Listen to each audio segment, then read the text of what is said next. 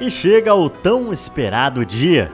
Lá vem a noiva, de véu e grinalda, vestida de branco, realizando o sonho de casar com seu amor verdadeiro. O casamento é uma das tradições humanas mais antigas e disseminadas pelo mundo. Atualmente é visto como uma formalidade para estabelecer uma união conjugal, em que os envolvidos têm como propósito a vida em conjunto. Porém, se voltarmos um pouco no tempo, descobrimos que as primeiras formas de casamento eram vistas como ferramentas de manutenção de relacionamentos entre grupos sociais. Por exemplo, os anglo-saxões, lá no século V, viam o casamento como uma forma de estabelecer alianças e conquistar aliados, constituindo relações diplomáticas e laços econômicos. Até o século XI, na maioria das civilizações, os casamentos eram arranjados pelas famílias dos noivos, que buscavam conseguir perpetuar alianças ou manutenção do poder econômico familiar, ao promoverem casamentos entre famílias com mais posses.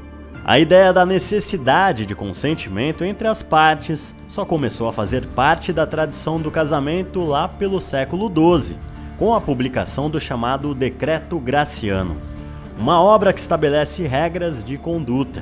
Por muito tempo, o casamento foi usado na Europa medieval pelos reis, príncipes, rainhas, princesas e demais membros da nobreza como modo de formar e manter alianças políticas e militares. Somente a partir de 1836, na Europa, o casamento deixou de ser um ato exclusivamente religioso, passando a ser possível a união civil e não necessariamente em conjunto com a religiosa. O casamento no civil, ele protege a família, protege os próprios cônjuges. No caso de separação, por exemplo, uma mulher que, não sei, por exemplo, seja abandonada pelo marido, então o casamento no civil vai obrigar com que o marido mantenha a responsabilidade com relação aos filhos. Hoje, as discussões que envolvem o casamento ainda persistem devido às mudanças que ocorreram em nossas sociedades.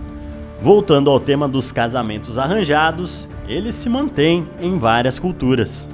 Nesse tipo de casamento, são os líderes da comunidade, casamenteiros profissionais ou os próprios pais que realizam as escolhas de parceiro para o jovem, sempre levando em conta as tradições que as famílias seguem. Cultura hindu. A cultura hindu não pensa na junção do casal e das famílias. Porém, a vontade dos jovens é ouvida.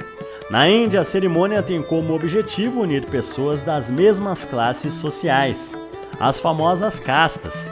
Atualmente, 95% dos casamentos indianos são arranjados.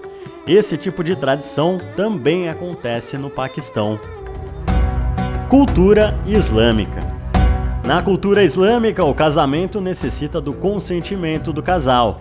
Os parentes procuram potenciais candidatos, levando em conta as características da pessoa, seguindo os conceitos do Islã.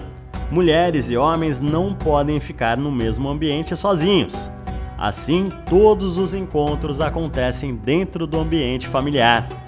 Após se verem várias vezes, os dois decidem se querem selar a relação ou não. Quando a gente se interessa por alguém, a gente costuma conversar, seja pessoalmente ou através das redes sociais. Então a gente conversa, vai se conhecendo melhor, e quando a coisa começa a ficar séria, um começa a visitar a casa do outro e conviver com a família do outro. Porque é importante a família conhecer a outra pessoa, saber quais sonhos e valores carrega consigo, além de saber com quem a filha ou o filho está conversando. E tudo isso sem se tocar, a gente só conversa mesmo. Não pode encostar, abraçar, andar de mãos dadas, nada do tipo.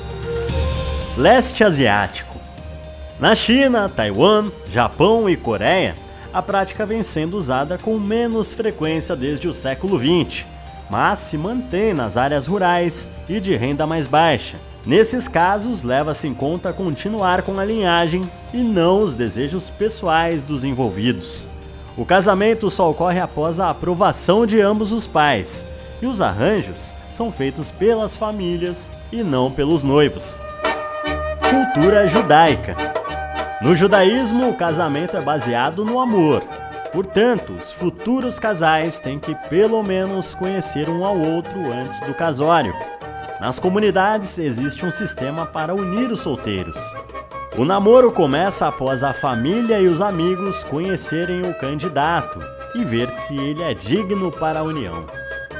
Vale lembrar que casamento arranjado não necessariamente tem relação com casamento infantil ou casamento forçado. Apesar de situações como essas violarem os direitos humanos, infelizmente esse tipo de conduta ainda existe em algumas culturas. Mas e você? Acredita que em um casamento arranjado, como existem várias culturas, há o amor verdadeiro?